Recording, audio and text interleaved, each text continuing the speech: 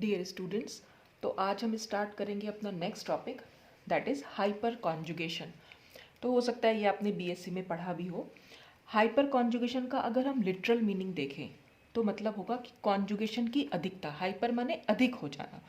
तो hyper conjugation जहाँ भी शो हो रहा है, इसका मतलब वहाँ पर कॉन्जुगेशन की अधिकता हो गई है, कॉन्जुगेशन की एक्सेस हो गई है, या कॉन्जुगेशन एक्सटेंड कर गया है, यानी कॉन्जुगेशन बढ़ गया है। अब वो कैसे इसको हम हाइपर कॉन्जुगेशन बोल रहे हैं या हाइपर कॉन्जुगेशन क्या है, वही हम इसमें देखेंगे। तो when a CH bond is attached to an unsaturated carbon atom.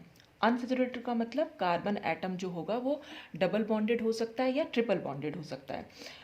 तो किसी डबल बॉन्डेड कार्बन से, जैसे यहाँ पर ये डबल बॉन्डेड कार्बन है, इस डबल बॉन्डेड कार्बन से कोई अगर CH बॉन्ड अटैच्ड है, जैसे यहाँ पर ये CH बॉन्ड है,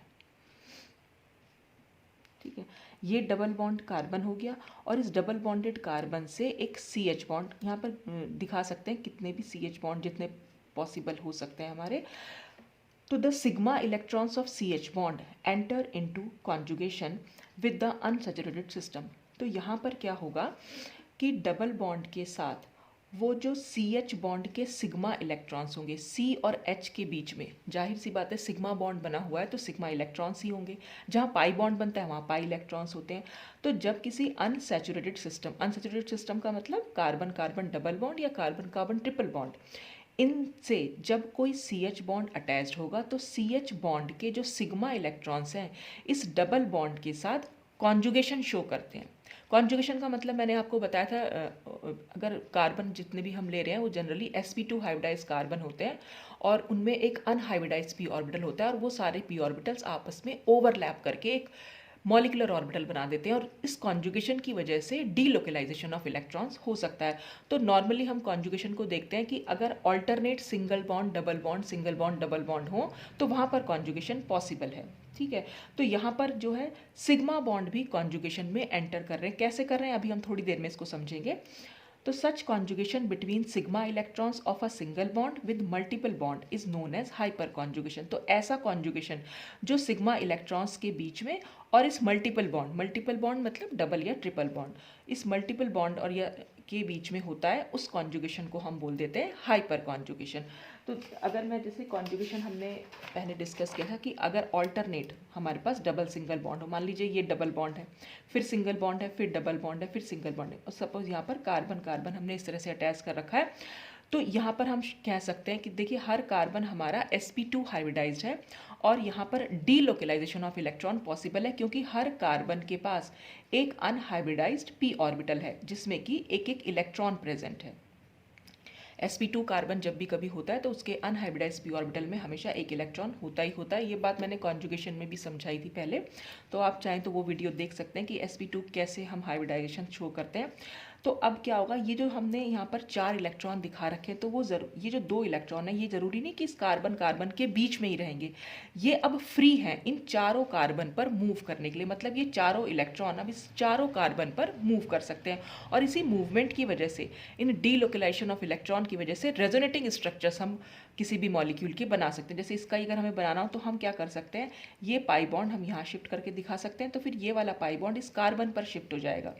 तो हम क्या दिखाएंगे, C single bond C double bond C, फिर सिंगल बॉन्ड, और इसकी रेजोनेटिंग फॉर्म ये बन जाएगी कि ये बॉन्ड यहाँ पर मूव किया, जैसे ये बॉन्ड यहाँ मूव करेगा ये बॉन्ड इस कार्बन पर चला जाएगा।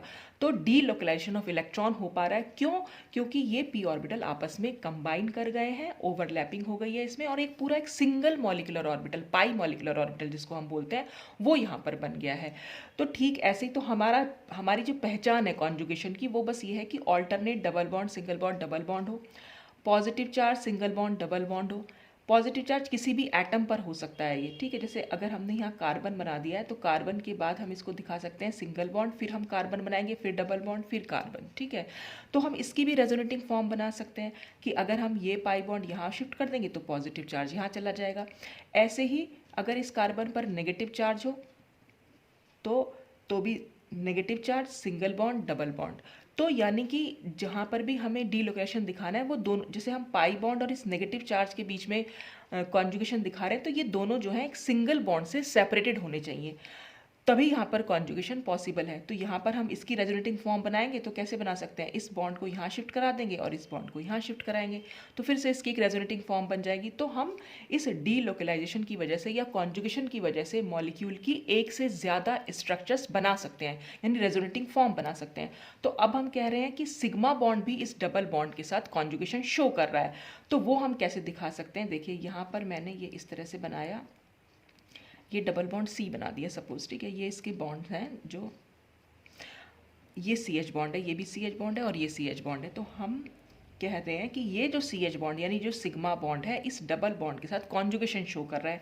कैसे, अगर हम ये बॉन्ड को यहाँ शिफ्ट करा देंगे तो फिर ये बॉन्ड यहाँ शिफ्ट हो जाएगा, तो स्ट्रक्चर की हमें एक फॉर्म मिल जाएगी, एक रेजोनेटिंग फॉर्म मिल जाएगी। यहाँ डबल बॉन्ड आ जाएगा, ये सिंगल बॉन्ड और यहाँ पर ये इस तरह से।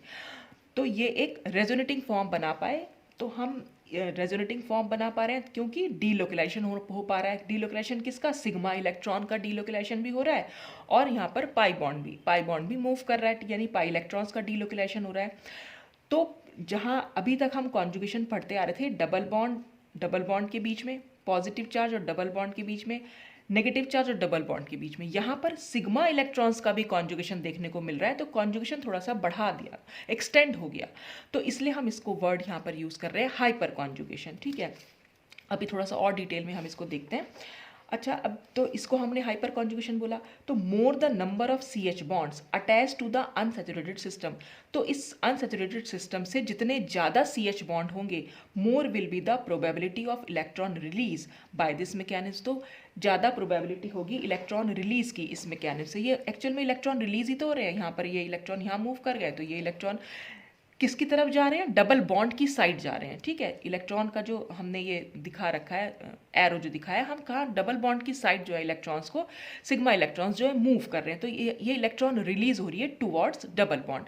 तो ये सी एच बॉन्ड जितने ज़्यादा होंगे उतनी ज़्यादा जो है इलेक्ट्रॉन रिलीज यहाँ पर हो सकती है। देखिए यहाँ पर ये वाला सी एच बॉन्ड भी यहाँ मूव कर सकता है, हम इसको ना मूव कराएं, इस वाले को इसको मूव करा सकते हैं या हम इसको भी मूव करा सकते हैं, तो इससे हमें डिफरेंट फॉर्म्स मिलेंगी। अभी हम देखेंगे कैसे फॉर्म मिलेंगी।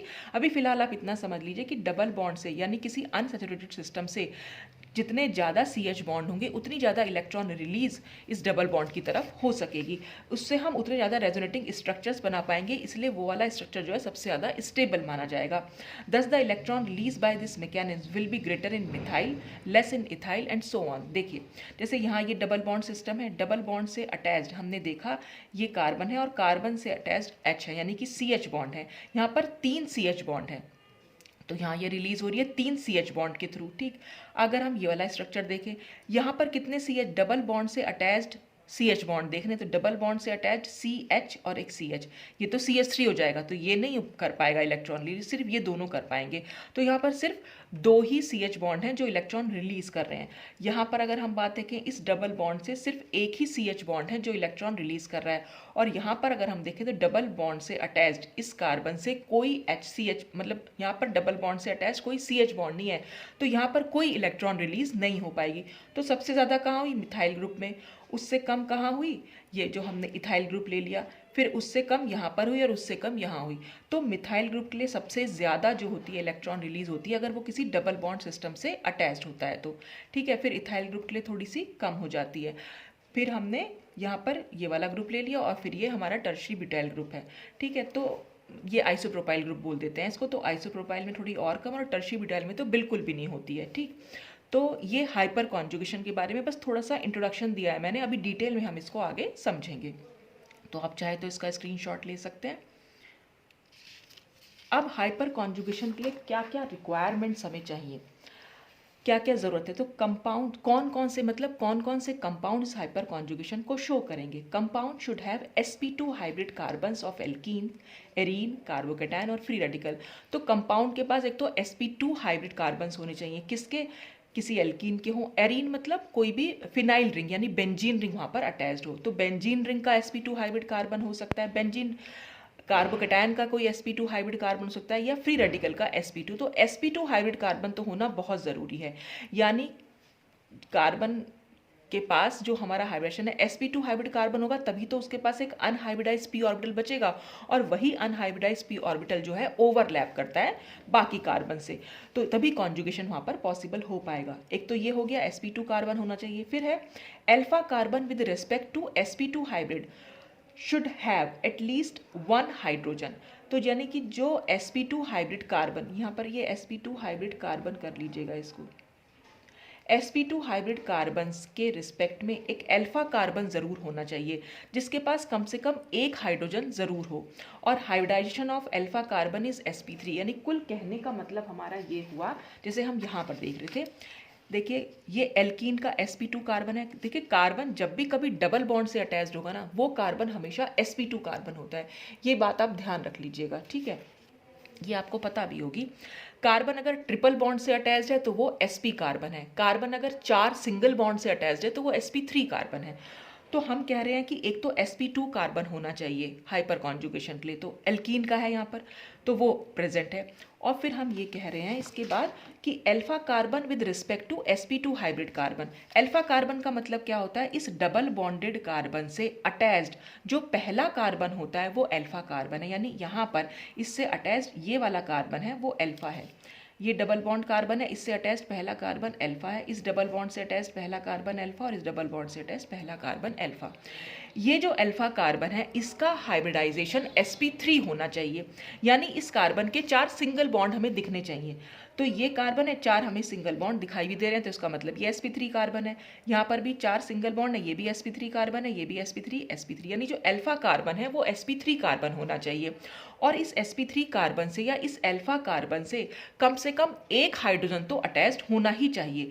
यानी देखिए इस कंडीशन में अगर हम देखें अल्फा कार्बन से एक हाइड्रोजन अटैच्ड हो, तो यहाँ पर तो कोई हाइड्रोजन अटैच नहीं है, इसीलिए यहाँ पर कोई हाइपर कॉन्जुगेशन फॉर्म नहीं बन सकती, या ये हाइपर कॉन्जुगेशन शो नहीं करेगा। यहाँ पर अगर हम देखें तो अल्फा कार्बन से एक हाइड्रोजन अटैच है, और जो हाइड्रोजन अटैच होती है इसको हम अल्फा हाइड्रोजन बोलते हैं। तो अगर कोई पूछे कि इसमें कितनी अल्फा हाइड्रोजन है, तो यहाँ पर 0 अल्फा हाइड्रोजन है। यहाँ पर कितनी अल्फा हाइड्रोजन है, तो अल्फा कार्बन से अटैच हाइड्रोजन जो होती है वो अल्फा हाइड्रोजन होती है, तो यहाँ पर 1 अल्फा हाइड्रोजन है। इस अल्फा कार्बन से 2 हाइड्रोजन अटैच है, तो यहाँ पर 2 अल्फा हाइड्रोजन है। इस कार्बन से क्योंकि 3 अल्फा हाइड्रोजन अटैच है, तो यहाँ पर 3 अल्फा हाइड्रोजन प्रेजेंट है। तो इस तरह से आपको सिर्फ अल्फा कार्बन पता होना चाहिए। sp2 कार्बन पहले आप देखेंगे, sp2 कार्बन से नेक्स्ट कार्बन जो होगी, चाहे वो इधर अटैच्ड हो चाहे इधर की साइड अटैच्ड हो, अगर सपोज यहाँ पर भी एक कार्बन अटैच्ड होती है और उससे कोई CH बॉन्ड अटैच्ड होता, तो डबल बॉन्ड से अटैच्ड पहला कार्बन हमारा अल्फा कार्बन है, और अल्फा कार्बन से क्योंकि एक हाइड्रोजन यहाँ पर अटैच्ड है, तो इससे भी हम कहेंगे कि यहाँ पर भी अल्फा हाइड्रोजन प्रेजेंट है, ठीक है। लेकिन यहाँ अगर हम देखें तो कोई अल्फा हाइड्रोजन प्रेजेंट नहीं है। अल्फा कार्बन तो है लेकिन कोई अल्फा हाइड्रोजन अटैच नहीं है, ठीक है। तो मेन हमें यहाँ पर अल्फा हाइड्रोजन ढूंढनी होती है बस। अल्फा हाइड्रोजन जितनी ज़्यादा होंगी उतनी ज़्यादा हाइपर कॉन्जुगेटिव फॉर्म हम बना पाएंगे। तो यहाँ पर दोनों कंडीशन जो है वो यहाँ बाकी स्ट्रक्चर में फुलफिल हो रही है। यहाँ पर सिर्फ एक कंडीशन तो फुलफिल हो रही है कि sp2 कार्बन है, sp2 कार्बन से अटैच्ड अल्फा कार्बन है, लेकिन इससे अटैच्ड कोई अल्फा हाइड्रोजन नहीं है, तो इसलिए यहाँ पर कोई हाइपर कॉन्जुगेटिव फॉर्म नहीं बनती है, ठीक। अब हाइब्रिडेशन के हम टाइप्स देखेंगे, कितने टाइप का होता है। तो एक पहला टाइप है सिग्मा CH पाई कॉन्जुगेशन। ये हमें जो मिलता है वो जनरली हमें एल्कीन्स या एल्काइल सब्स्टिट्यूट एरोमेटिक कंपाउंड्स में मिलता है। देखिए ये सब कंपाउंड्स यहाँ पर शो कर रहे हैं। कैसे हमें पता चलेगा कि इनमें हाइपर कॉन्जुगेशन है, तो हम सिर्फ ये कंडीशन लगा के देखेंगे। डबल बॉन्डेड कार्बन है, इसका मतलब sp2 कार्बन तो है। sp2 कार्बन से अटैच हमारे पास अल्फा कार्बन होना चाहिए। अल्फा कार्बन भी sp3 हाइब्रिडाइज होना चाहिए। तो यहाँ पर अगर हम कार्बन देखें तो 4 बॉन्ड से अटैच है, 3 तो हाइड्रोजन से अटैच है और एक ये कार्बन से अटैच है। और इस अल्फा कार्बन से हमें दिख भी रहा है कि यहाँ पर 3 हाइड्रोजन अटैच्ड है, इसका मतलब इसके पास 3 अल्फा हाइड्रोजन है। यहाँ पर अगर हम बात करें तो ये हमारा sp2 कार्बन सिस्टम हो गया। sp2 कार्बन से नेक्स्ट कार्बन हमारी अल्फा कार्बन हो गई। ये अल्फा कार्बन के भी 4 बॉन्ड है, ये 3 बॉन्ड और एक हाइड्रोजन के साथ है, और इस अल्फा कार्बन से एक हाइड्रोजन भी अटैच्ड है, बाकी तो दोनों CH3 हैं, तो इसके पास एक अल्फा हाइड्रोजन भी प्रेजेंट है। ये देखिए यहाँ पर sp2 कार्बन एल्कीन का है, सॉरी एरीन का है। ये हम कहेंगे कि sp2 कार्बन एरीन यानी बेंजीन का है। तो ये जितने भी कार्बन यहाँ पर हैं वो सब sp2 कार्बन है क्योंकि सब डबल बॉन्डेड है। और sp2 कार्बन से अटैच्ड नेक्स्ट कार्बन अगर हम देखें तो वो हमारी अल्फा कार्बन हो जाएगी, और उस अल्फा कार्बन से क्योंकि 2 हाइड्रोजन अटैच्ड है तो यहाँ पर 2 अल्फा हाइड्रोजन भी है। तो ये एक टाइप का कॉन्जुगेशन हुआ, हाइपर कॉन्जुगेशन। दूसरा हम देख सकते हैं sigma C H positive charge या vacant P orbital conjugation. Positive charge जिस भी कार्बन पर आएगा इसका मतलब उसके पास एक वैकेंट अनहाइब्रिडाइज्ड पी ऑर्बिटल है। तो यहाँ पर ये कहाँ पर होता है, ये एल्काइल कार्बोकेटाइन्स में हमें देखने को मिलता है। तो देखिए अब हमें क्या करना है, यहाँ पर हम क्या कर रहे थे, डबल बॉन्ड से अटैच्ड कार्बन हमारी अल्फा कार्बन थी। यहाँ क्या होगा, पॉजिटिव चार्ज से यानी कार्बोकेटाइन से अटैच जो पहली कार्बन होगी वो अल्फा कार्बन होगी। तो यहाँ पर पॉजिटिव चार्ज तो है ही, और ये वाला कार्बन हमारा sp2 कार्बन भी है। देखिए कार्बन यहाँ पर 3 बॉन्ड से अटैच्ड है, एक बॉन्ड ये है और बाकी के दोनों बॉन्ड इस हाइड्रोजन के साथ बनाए हैं। तो जब भी कार्बन यहाँ पर 3 बॉन्ड से अटैच हमने दिखा रखी और ऊपर पॉजिटिव चार्ज है, नॉर्मली हम बता रहे थे कार्बन डबल बॉन्ड से अटैच होगी वो तो sp2 होगी ही होगी, लेकिन ये भी हमारे यहाँ पास sp2 हाइब्रिडाइज है, लेकिन इसका जो अनहाइब्रिडाइज p ऑर्बिटल है उसके पास कोई भी इलेक्ट्रॉन नहीं है। यहाँ पर हर अनहाइब्रिडाइज p ऑर्बिटल के पास इलेक्ट्रॉन है। चाहे तो आप इसको समझ भी सकते हैं, ये हमारे पास हम दिखाते हैं, ये कार्बन का हाइब्रिडेशन, कार्बन का कन्फिग्रेशन है, ये 1s2 तो होता है, ये 2s2 और ये 2p2। ठीक है, जब ये हाइब्रिडेशन शो करता है तो ये जो एक इलेक्ट्रॉन है ये यहाँ पर शिफ्ट कर जाता है। ठीक, और sp2 कैसे शो होगा, ये एक s और ये दोनों p आपस में कंबाइन करेंगे और ये बच जाएगा हमारा अनहाइब्रिडाइज p ऑर्बिटल जिसके पास एक इलेक्ट्रॉन है। तो ये तो हम यहाँ दिखाएंगे, लेकिन जब इस कार्बन पर पॉजिटिव चार्ज दिखा रहे हैं इसका मतलब ये वाला इलेक्ट्रॉन है ही नहीं, ये खाली है। तो ये इसके पास अनहाइब्रिडाइज p ऑर्बिटल तो है लेकिन वो खाली है। ठीक है, इसीलिए इस कार्बन पर पॉजिटिव चार्ज है। तो ये कार्बन हमारा sp2 कार्बन है। sp2 कार्बन से अटैच्ड हमारी ये sp3 कार्बन है, क्योंकि इस कार्बन के हमें 4 बॉन्ड दिखाई दे रहे हैं, और इस अल्फा कार्बन से अटैच जितने भी हाइड्रोजन होंगे वो सब अल्फा हाइड्रोजन होंगे। तो यहाँ पर भी कॉन्जुगेशन जो है वो हाइपर कॉन्जुगेशन शो कर सकते हैं। अब अगर हम इस कार्बन की बात करें, देखिए ये कार्बन फिर से हमारे पास sp2 कार्बन है, ये वाला कार्बन, और इस कार्बन से अटैच हम अगर देखें तो 3 कार्बन हैं जो हमारे पास अल्फा कार्बन है, और इन तीनों कार्बन से 3-3 हाइड्रोजन अटैच्ड हैं। तो हमारे पास कुल मिलाकर 9 अल्फा हाइड्रोजन यहाँ पर प्रेजेंट है। तो ये भी एक टाइप का हाइपर कॉन्जुगेशन शो कर सकते हैं। तो हाइपर कॉन्जुगेशन शो करने के लिए sp2 हाइब्रिड कार्बन होना चाहिए, चाहे एल्कीन का हो, चाहे एरीन का हो, चाहे किसी कार्बोकेटायन का, और फ्री रेडिकल का भी हो सकता है। तो कार्बोकेटायन देख लिया, एरीन देख लिया और एल्कीन देख लिया। अब हम फ्री रेडिकल के भी देख लेते हैं। तो आप चाहें तो इसका स्क्रीनशॉट ले सकते हैं।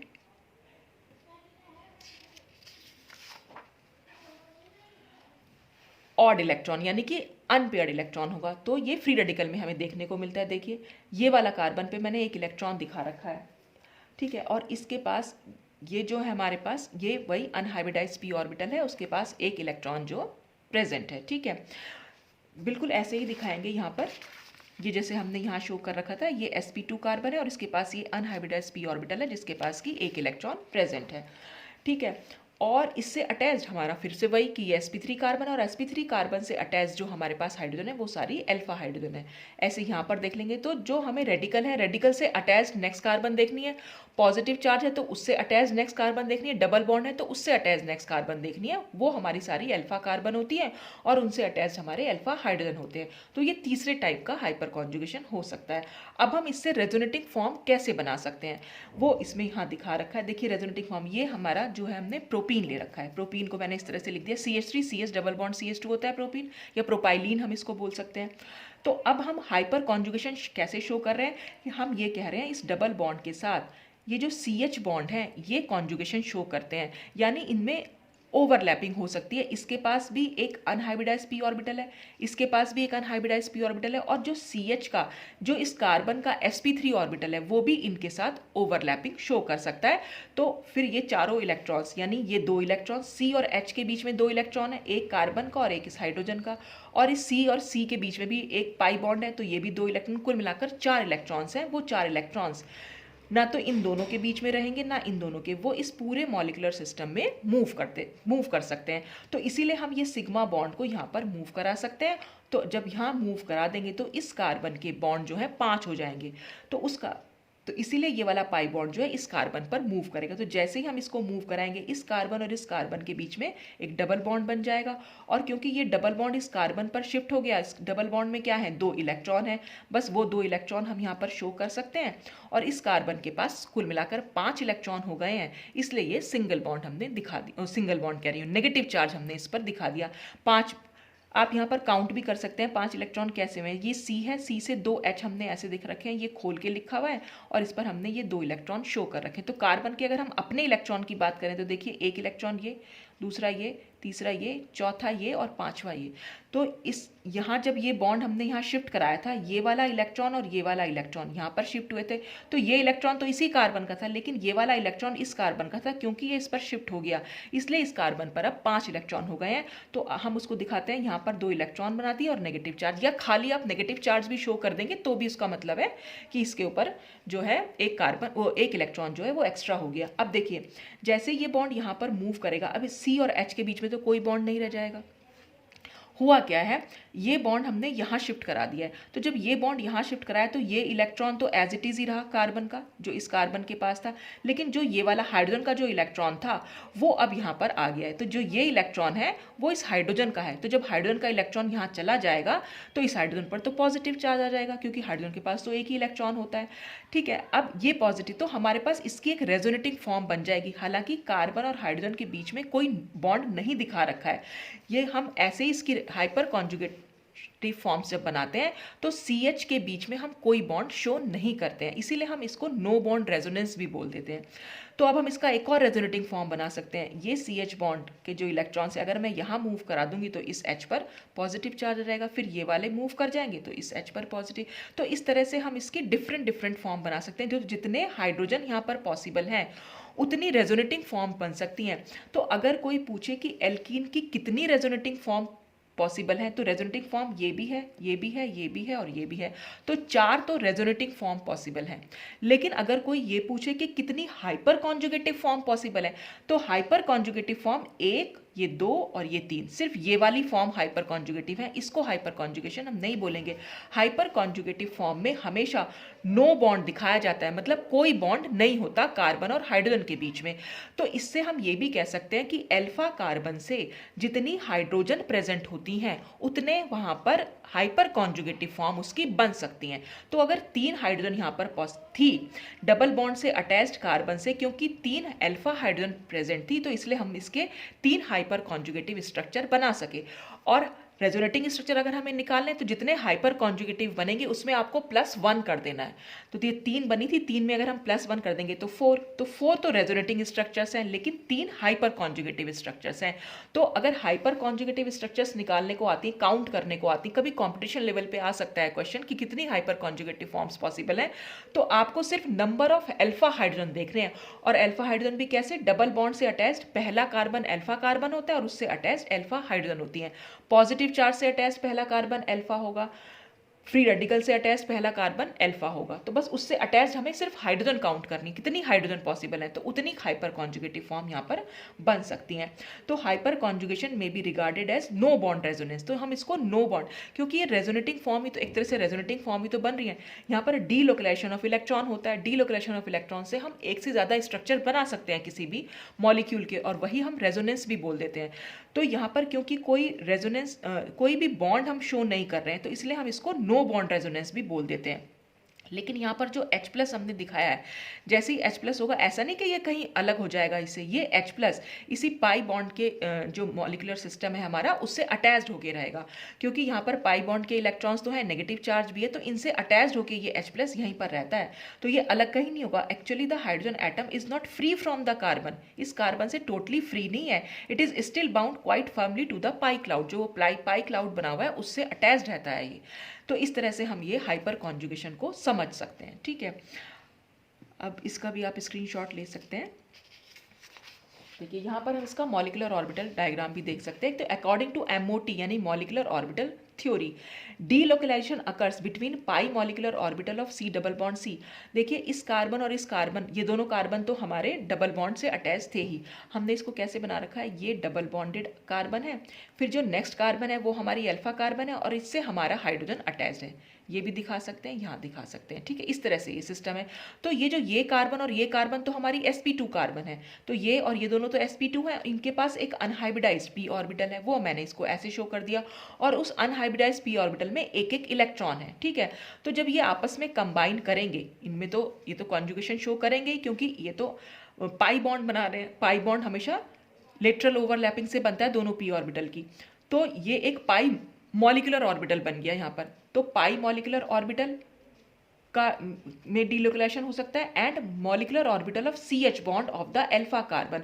और ये जो मॉलिक्यूलर ऑर्बिटल बनेगा सी से एच भी तो यहाँ अटैच्ड है, तो सी और एच के बीच में जो सिग्मा बॉन्ड बना है तो वो सिग्मा मॉलिक्यूलर ऑर्बिटल में सिग्मा इलेक्ट्रॉन्स रहेंगे। तो यहाँ पर सिग्मा मॉलिक्यूलर ऑर्बिटल और जो ये पाई मॉलिक्यूलर ऑर्बिटल है ये आपस में इनमें डीलोकेलाइजेशन हो सकता है। तो यानी डीलोकेलाइजेशन कब हो पाएगा, जब ये और ये आपस में ओवरलैप कर जाते हैं। तो यहाँ पर इन दोनों की तो ओवरलैपिंग होती ही होती है, साथ ही साथ इस सिग्मा मॉलिक्यूलर ऑर्बिटल की भी ओवरलैपिंग हो जाती है। और वो ओवरलैपिंग क्यों पॉसिबल है, देखिए यहाँ पर ये sp2 है, हम तो ज़्यादातर यही बोलते हैं कि sp2 आपस में जो अनहाइब्रिडाइज्ड p ऑर्बिटल है वो आपस में ओवरलैप कर रहे हैं, तब ये पाई बॉन्ड बन रहा है। ठीक है, ये कार्बन जो है अगर आप देखें ये sp3 हाइब्रिडाइज्ड है। और sp3 का मतलब क्या हुआ, देखिए आपने ये पढ़ा भी होगा कभी हाइब्रिडाइजेशन में कि जो हमारा sp3 कार्बन हुआ इसमें अगर हम p करेक्टर निकालेंगे, p करेक्टर हम कैसे निकाल सकते हैं, 25% s करेक्टर होता है इसमें और 75% p करेक्टर होता है। sp3 हम अगर लिख रहे हैं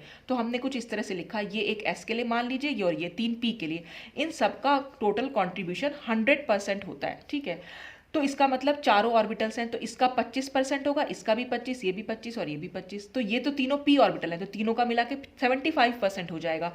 तो sp3 ऑर्बिटल में क्योंकि 75% p करेक्टर है तो इसका मतलब p ऑर्बिटल की प्रॉपर्टीज ज़्यादा है, तो इसलिए यहाँ पर जो sp3 ऑर्बिटल है वो इनके साथ कंबाइन कर सकता है क्योंकि ये भी p ऑर्बिटल है और इस sp3 ऑर्बिटल में p ऑर्बिटल की प्रॉपर्टी ज़्यादा है, तो इसीलिए ये इनके साथ ओवरलैपिंग शो कर पा रहा है, यानी यहाँ पर डीलोकेलाइजेशन इसीलिए पॉसिबल भी हो पा रहा है। तो ये जो हमने ओवरलैपिंग यहाँ कॉन्जुगेशन दिखा दी, कॉन्जुगेशन वही है कि ओवरलैपिंग हो पा रही है यहाँ पर, तो इन दोनों की तो ओवरलैपिंग थी ही थी, साथ में सिग्मा मॉलिक्यूलर ऑर्बिटल और ओवरलैप कर रहा है, तो इसको हम सिग्मा पाई कॉन्जुगेशन बोल देते हैं। ये पाई बॉन्ड बना है, ये सिग्मा मॉलिक्यूलर ऑर्बिटल है और ये सिग्मा पाई कॉन्जुगेशन हम शो करें। तो ये जो 4 इलेक्ट्रॉन्स हमने यहाँ दिखाए हैं, 2 किसके हैं, सी और एच के, एक कार्बन का इलेक्ट्रॉन है दूसरा एच का इलेक्ट्रॉन है, यानी ये वाला ये जो, ठीक है, ये सिग्मा मॉलिक्यूलर ऑर्बिटल है, ये दोनों अनहाइब्रिडाइज्ड, तो ये आपस में जो 4 इलेक्ट्रॉन है जब ये ओवरलैपिंग हो जाएगी तो पूरा एक मॉलिक्यूलर ऑर्बिटल बन जाएगा। तो अब क्या होगा, ना तो वो 2 इलेक्ट्रॉन जो इस कार्बन और इस कार्बन के बीच में थे ये वाले, और ना ये 2 इलेक्ट्रॉन जो इस कार्बन और इस हाइड्रोजन के बीच में थे, ना तो वो दोनों इलेक्ट्रॉन यहाँ रहेंगे ना ये दोनों इलेक्ट्रॉन सिर्फ यहाँ रहेंगे, ये पूरे मॉलिक्यूलर ऑर्बिटल में मूव कर सकते हैं। चारों जो हमारे एटम है, ये कार्बन कार्बन कार्बन और ये हाइड्रोजन, तो इन सब पर ये मूव कर सकते हैं। ठीक है, तो इस तरह से ये डीलोकेलाइजेशन यहाँ पर हो सकता है। तो ये सिग्मा पाई ओवरलैप मैंने यहाँ पर शो किया है। अब इस हाइपर कॉन्जुगेशन की सिग्निफिकेंस क्या है, वीडियो हो सकता है थोड़ा सा लंबा हो जाए पर हम इसको डिस्कस कर ही लेते हैं। तो स्टेबिलिटी ऑफ एल्कीन हम यहाँ पर डिस्कस कर रहे हैं कि इसकी सिग्निफिकेंस क्या है हाइपर कॉन्जुगेशन की, या कॉन्सिक्वेंसेस क्या है, या एप्लीकेशन क्या है। तो हम इसकी हाइपर कॉन्जुगेशन की सबसे अच्छी सिग्निफिकेंस है, सबसे अच्छी उपयोगिता है कि हम एल्कीन की स्टेबिलिटी को एक्सप्लेन कर सकते हैं इस पर। एल्कीन जो हमारी टेट्रा सब्स्टिट्यूटेड एल्कीन होगी, देखिए बेसिक हमारी क्या होती है, CH2 double bond CH2, ethene या इथाइलिन बोल देते हैं। अगर हम इसके एक हाइड्रोजन को रिप्लेस कर दें CH3 से तो हम इसको इस तरह से लिख सकते हैं। अगर हम इधर वाला हाइड्रोजन भी रिप्लेस कर दें, फिर हमने यहाँ पर 3 हाइड्रोजन को रिप्लेस कर दिया, यहाँ पर चारों हाइड्रोजन को रिप्लेस कर दिया CH3 से। ठीक है, तो यहाँ पर दो हाइड्रोजन थी कार्बन कार्बन से, यहाँ पर दोनों के दोनों मिथाइल ग्रुप हमने अटैच कर दिए। तो जैसे जैसे मिथाइल ग्रुप का नंबर बढ़ता चला जाता है वैसे वैसे इनकी स्टेबिलिटी भी बढ़ती चली जाती है, आप ये कह सकते हैं। तो यहाँ जो टेट्रा सब्स्टिट्यूटेड क्यों कह रहे हैं, क्योंकि इस कार्बन और इस कार्बन से जो 2 हाइड्रोजन यहाँ अटैच थे इथीन के केस में, वो चारों के चारों हाइड्रोजन जो हैं वो सब्स्टिट्यूट हो सके मिथाइल ग्रुप से, तो ये टेट्रा सब्स्टिट्यूटेड है। ये ट्राई सब्स्टिट्यूटेड, ये डाई है, फिर ये मोनो सब्स्टिट्यूटेड है, ये खाली हमने इथीन बना दी। तो अगर हम टेट्रा सब्स्टिट्यूटेड की बात करें तो हम देखेंगे यहाँ पर कितने इसके अल्फा हाइड्रोजन प्रेजेंट है, क्योंकि जितने ज़्यादा अल्फा हाइड्रोजन होंगे उतना ज़्यादा हाइपर कॉन्जुगेटिव फॉर्म बना पाएंगे और उतना ज़्यादा डीलोकेलाइजेशन वहाँ पर इलेक्ट्रॉन्स का हो पाएगा, और जितना ज़्यादा डीलोकेलाइजेशन होता है उतना ज़्यादा स्टेबिलिटी एल्कीन की हो जाएगी। तो यहाँ ये तो हमारा डबल बॉन्ड सिस्टम हो गया। डबल बॉन्ड से अटैच्ड पहला कार्बन हमारा अल्फा कार्बन होता है, तो ये भी ये पहला कार्बन, यानी ये भी अल्फा कार्बन है, ये भी अल्फा कार्बन है, ये भी अल्फा कार्बन है और ये भी अल्फा कार्बन है। और इन अल्फा कार्बन से अटैच्ड हमारे ये हाइड्रोजन्स हैं। तो कुल मिलाकर अगर हम देखें तो 12 अल्फा हाइड्रोजन है। यहाँ देखेंगे तो 9 है, यहाँ देखेंगे तो 6 है, ये है 3 और यहाँ पर कोई अल्फा हाइड्रोजन नहीं है। तो जितनी ज़्यादा अल्फा हाइड्रोजन होंगी उतना ज़्यादा डीलोकलाइजेशन ऑफ इलेक्ट्रॉन्स हो सकता है। तो इसीलिए ये वाली जो एल्कीन होती है वो मोस्ट स्टेबल होती है और ये लीस्ट स्टेबल होती है। तो ये on the basis of heat of hydrogenation हम बता सकते हैं। इसकी हीट ऑफ हाइड्रोजनेशन सबसे कम होती है और इसकी हीट ऑफ हाइड्रोजनेशन सबसे ज़्यादा होती है। तो हीट ऑफ हाइड्रोजनेशन जितनी कम होती है रेजोनेंस एनर्जी उतनी ज़्यादा होती है, और रेजोनेंस एनर्जी जितनी ज़्यादा होगी मॉलिक्यूल की स्टेबिलिटी उतनी ज़्यादा हो पाएगी, क्योंकि हम उतने ज़्यादा रेजोनेटिंग फॉर्म्स बना पा रहे हैं उसकी। तो यही सब मैंने इसमें यहाँ पर लिखा हुआ भी है, तो आप चाहे तो इसका स्क्रीनशॉट लेके रख सकते हैं। मैं पूरा पढ़ नहीं रही हूँ क्योंकि टाइम थोड़ा ज़्यादा लग जाएगा इसमें, मैं आपको सिर्फ समझा दे रही हूँ। तो ये सब कुछ मैंने यहाँ पर इसमें लिख दिया कि बस आपको सिर्फ अल्फा हाइड्रोजन काउंट करनी है। एल्किन के केस में डबल बॉन्ड से अटैच्ड कार्बन देखिए, बस वो अल्फा कार्बन है। तो यहाँ पर जैसे मैंने आपको बताया यहाँ पर 4 अल्फा कार्बन थी, तो डबल बॉन्ड ये है, डबल बॉन्ड से अटैच्ड पहली कार्बन, ये भी पहली है, ये भी पहली, ये भी पहली और ये भी पहली। इस कार्बन से ये दोनों पहली है और इस कार्बन से ये दोनों पहली है। तो ये सब अल्फा कार्बन्स हैं। अब carbon carbon double bond length in alkenes, इसको भी हम एक्सप्लेन कर सकते हैं on the basis of hyper conjugation. देखिए ये एल्कीन का केस हम ले रहे हैं, प्रोपाइलीन हमने ले लिया। तो अगर हम ये आप देख रहे हैं यहाँ पर ये कार्बन कार्बन डबल बॉन्ड है, जैसे ही हम इसका हाइपर कॉन्जुगेटिव स्ट्रक्चर बनाएंगे ये कार्बन और ये कार्बन सिंगल बॉन्ड हो जाएगी, ठीक है।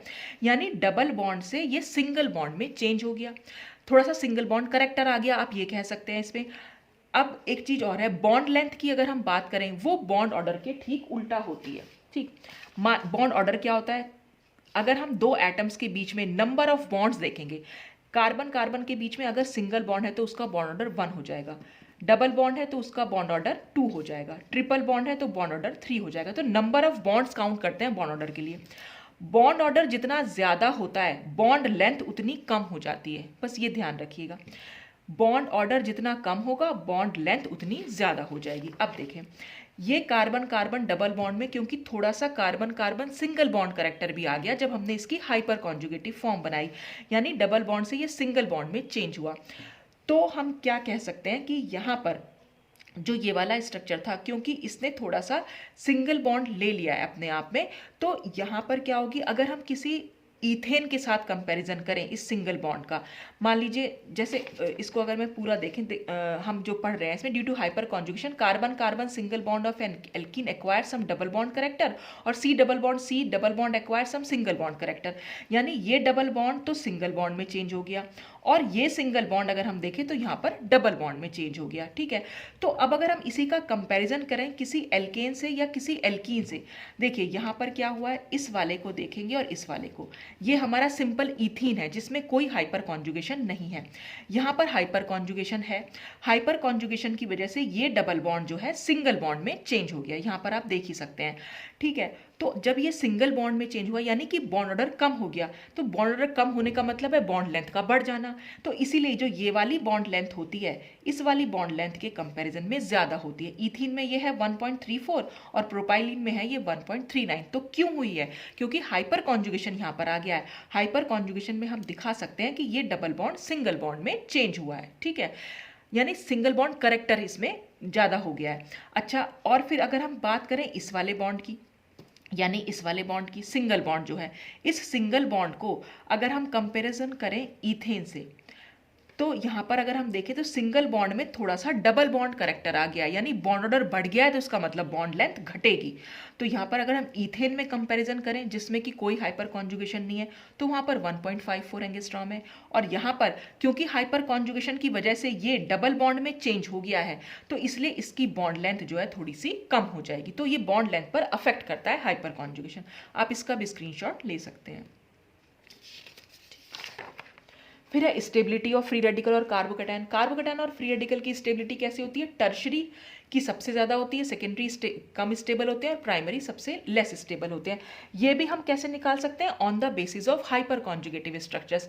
जिस भी फॉर्म के जितने ज़्यादा हाइपर कॉन्जुगेटिव फॉर्म्स बन पाएंगी उतना ज़्यादा वो स्टेबल हो जाएगा, क्योंकि उतना डीलोकेलाइजेशन वहाँ पर बढ़ जाता है। तो अगर हम बात करें टर्शरी की, टर्शरी कार्बोकैटायन क्या होगा? इस कार्बोकैटायन से 3 कार्बन अटैच्ड हैं, ठीक है, वो हमारा टर्शरी कार्बोकैटायन होता है। फिर हम उससे देखेंगे कितने हाइड्रोजन अटैच्ड हैं। हमें क्या देखना है? अल्फा हाइड्रोजन का नंबर।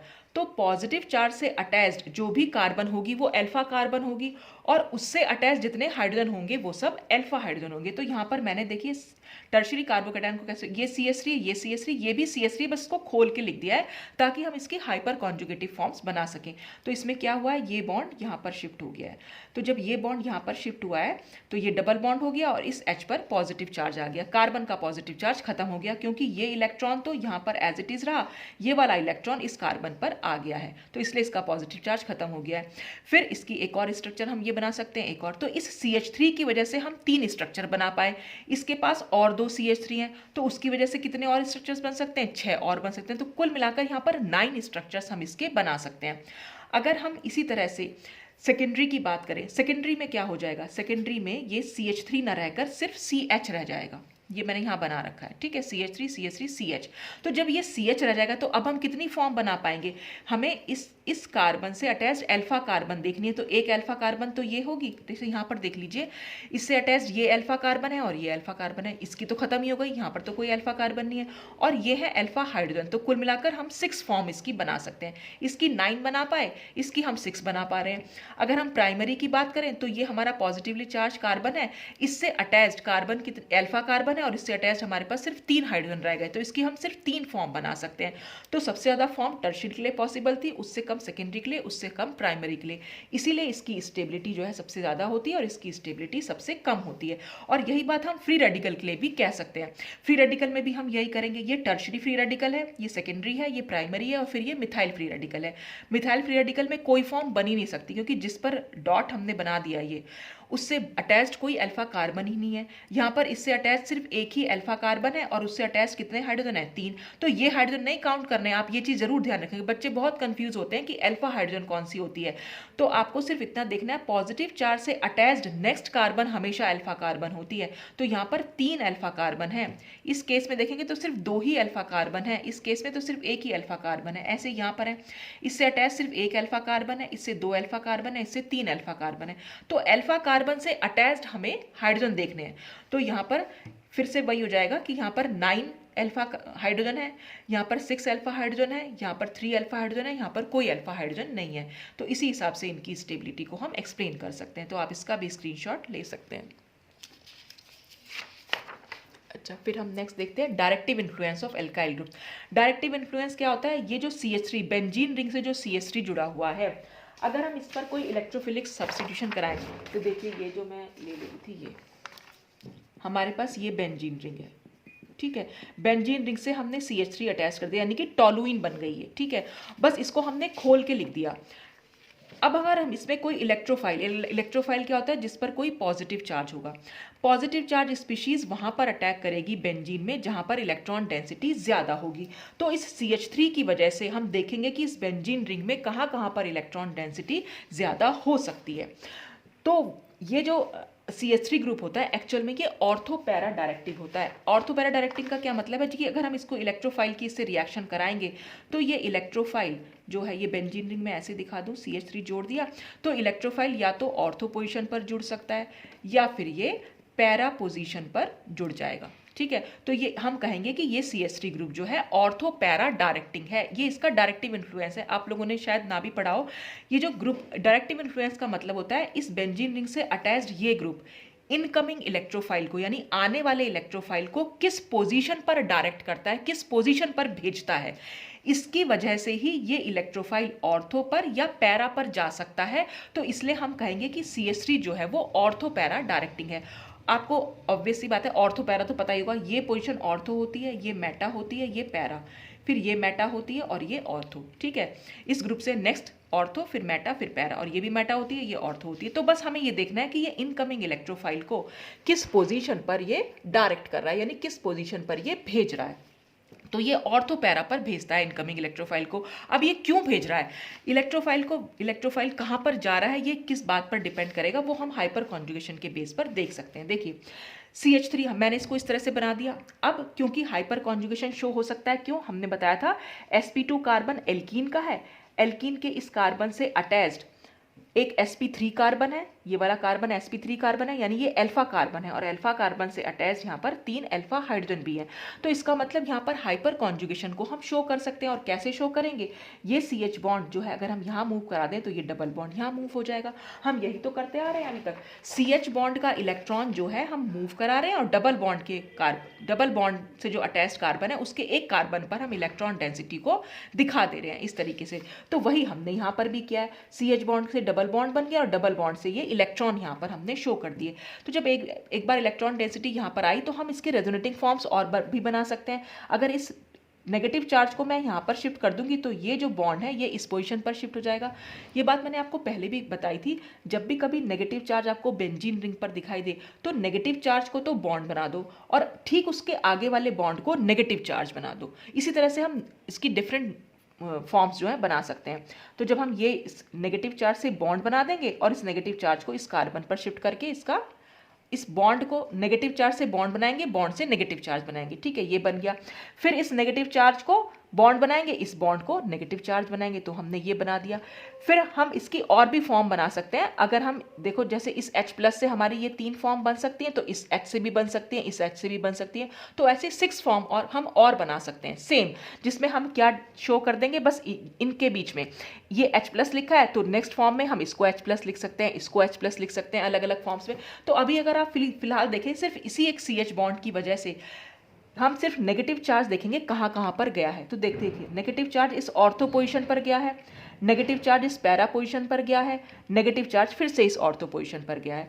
तो ये जो इलेक्ट्रोफाइल है, यानी हमारा जो नेगेटिव चार्ज था वो इस पोजीशन पर था, इस पोजीशन पर था और इस पोजीशन पर था। और क्योंकि इसकी इलेक्ट्रोफाइल से रिएक्शन होनी है, तो इलेक्ट्रोफाइल क्योंकि खुद में पॉजिटिव चार्ज है तो वो कहाँ पर अटैक करेगा, जहाँ पर इलेक्ट्रॉन डेंसिटी ज़्यादा होगी, यानी जहाँ पर हमें ये नेगेटिव चार्ज दिखाई दे रहा है। तो इसीलिए ये इलेक्ट्रोफाइल या तो यहाँ अटैक कर सकता है या यहाँ अटैक कर सकता है। तो ये ऑर्थो और पैरा पोजिशन पर जो है अटैक करता है। इसीलिए जो इस टॉलुइन जब हमारा इलेक्ट्रोफिलिक सब्स्टिट्यूशन देती है तो हमेशा ऑर्थो और पैरा पोजीशन पर इलेक्ट्रोफाइल जाता है। तो वो CH3 के हाइपर कॉन्जुगेशन की वजह से वो इन पोजीशन पर मूव करता है इलेक्ट्रोफाइल। तो वही हमने यहाँ पर इसको बता रखा है कि CH3 का जो ऑर्थो पैरा डायरेक्टिव इन्फ्लुएंस है वो हम हाइपर कॉन्जुगेशन के बेस पर दिखा सकते हैं, क्योंकि हाइपर कॉन्जुगेट जो ये सिग्मा इलेक्ट्रॉन्स हैं, क्योंकि यहाँ डबल बॉन्ड बनाए हैं और फिर ये पाई बॉन्ड ने यहाँ पर इलेक्ट्रॉन्स बनाए हैं, तो ये जो CH बॉन्ड है ये कॉन्जुगेशन में एंटर कर गए हैं बेंजीन रिंग के साथ, और इन्होंने इलेक्ट्रॉन डेंसिटी को यहाँ पर इंक्रीज कर दिया। तो जहाँ पर भी नेगेटिव चार्ज गया है वहीं पर इलेक्ट्रोफाइल जो है वो अटैक कर सकता है। तो इस तरह से directive influence of alkyl group का भी एक्सप्लेन कर सकते हैं on the basis of hyper conjugation. अब हम देख लेते हैं, बस छोटा सा टॉपिक है, रिवर्स हाइपर कॉन्जुगेशन। देखिए हाइपर कॉन्जुगेशन में क्या हो रहा था, सिग्मा इलेक्ट्रॉन्स जो है वो डबल बॉन्ड की तरफ जा रहे थे, सिग्मा इलेक्ट्रॉन्स जो है वो डबल बॉन्ड की तरफ मूव कर रहे थे। रिवर्स में क्या हो जाएगा, उल्टा हो जाएगा, ठीक है, डबल बॉन्ड जो है वो सिग्मा बॉन्ड की तरफ मूव करेगा। देखें कैसे, कब मूव करेगा, जब कुछ इस तरह का स्ट्रक्चर होगा, यानी कि CH बॉन्ड ना हो, डबल बॉन्ड से अटैच्ड CH बॉन्ड ना होकर CX बॉन्ड होगा। X मतलब कोई भी हेलोजन एटम यहाँ पर हो सकता है। तो देखिए यहाँ पर हमने हेलोजन एटम, जैसे यहाँ पर 3 Cl एटम जोड़ दिए, पहले हम 3 CH एटम जोड़ रहे थे, अब की बार हमने हेलोजन एटम जोड़ दिए। तो हेलोजन तो आपको पता ही है इलेक्ट्रोनेगेटिव एटम होता है, तो इसलिए ये सिग्मा इलेक्ट्रॉन्स को अपनी तरफ खींचता है। तो जब ये अपनी तरफ खींचेगा तो ये डबल बॉन्ड भी इधर की साइड हमें मूव करना पड़ेगा।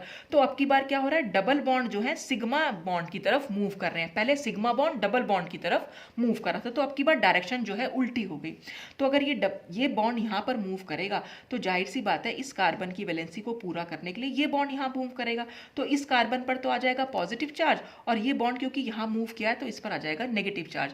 तो ये Cl इसके और इसके बीच में यहाँ पर कोई बॉन्ड नहीं बना हुआ है, तो फिर से नो बॉन्ड रेजोनेंस हो गई, यानी हाइपर कॉन्जुगेशन हुआ, लेकिन कैसा, रिवर्स हाइपर कॉन्जुगेशन।